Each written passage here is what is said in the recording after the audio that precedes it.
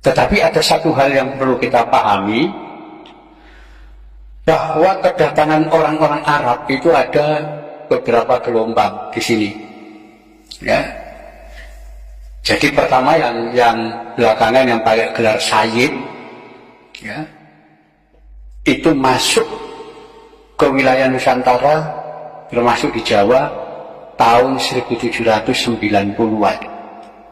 Ya. Kenapa? Karena di negeri Arab sedang terjadi pergolakan kaum Wahabi. Ya. Jadi kaum Wahabi tahun 1790 itu menyerang Karbala. Ya, karena dianggap sesat orang-orang di Karbala karena apa? Mengkultuskan kuburan Imam Husain yang mati di Karbala. Di situ golongan Wahabi ini, semua orang yang ziarah ke makam sekitar itu dan penduduk yang tinggal di wilayah Karbala dikumpulkan dan disembelih. 6.000 orang mati. Setelah itu pergi, ya, ke wilayah Hijaz, ya, itu masuk, termasuk Mekah, itu jamaah haji juga dibantai di sana. Orang-orang yang mengaku keturunan Nabi, para sayyid, para syarif, diburu-buru untuk dibunuh. Disitulah mereka melarikan diri. Sebagian lari ke Jawa, ya, dengan naik kapalnya Belanda. Dia lari. Nah, sebagian di antara para sayyid dari Hijaz, dari wilayah sekitar Mekah, ya, Jeddah, kemudian sampai wilayah Madinah, itu namanya wilayah Hijaz. Itu sebagian masuk ke daerah Surakarta.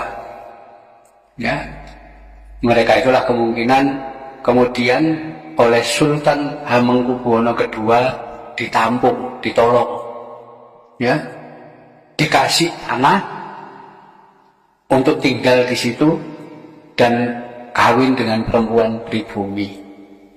Ya, wilayah tanah untuk para sayyid inilah, ya, yang di daerah Jogja sekarang dikenal dengan nama Kampung Sayyidan. Ya, itu sampai sekarang namanya Kampung Sayyidan. Para sayyid inilah yang nanti ikut kan mendukung pemberontakan Sultan Hamengkubuwono II. Ya, Sultan Hamengkubuwono II ini kakeknya Pangeran Diponegoro. Ya. Beliau kalah, tangkap, dibuang ke Penang, ya, dan kemudian pengikut-pengikutnya melarikan diri, termasuk sebagian para sayyid melarikan diri. Ya, itulah tahun 1810. Ya, ya mungkin saja Sayyid Husain ini dari kelompok itu yang awal-awal. Nanti ketika Pangeran Diponegoro mengangkat senjata tahun 1825, ya, itu hampir semua para sayyid yang tinggal di Kampung Sayyidan ikut ngangkat senjata. Ya, itu sebabnya ketika Pangeran Diponegoro kalah dan ditangkap, ya, tahun 1830, para sayyid ini dengan pengikut Pangeran Diponegoro tidak mau nyerah. Mereka melarikan diri semua, nyebar ke berbagai tempat. Ya.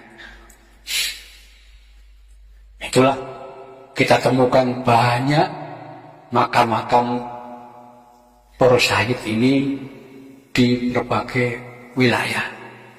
Ya, itu cirinya para sayyid yang berasal dari wilayah Hijaz. Ya, Hijaz itu di daerah Mekah Madinah sana. Nanti baru tahun 1832, 2 tahun setelah Perang Diponegoro, itu didatangkan para Habib dari Yaman. Ya, itu belakangan, gak melok perang.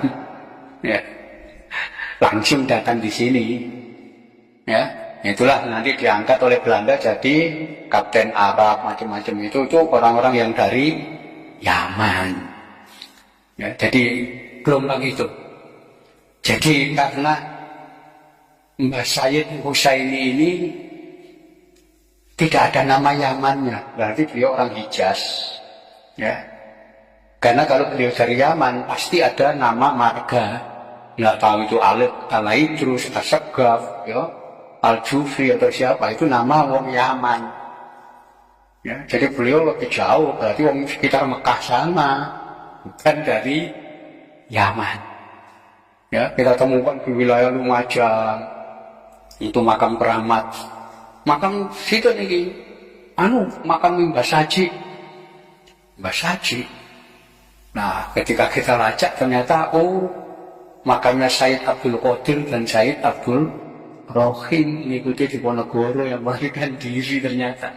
Nama itu ada semua catatan itu. Jadi saya kira itu.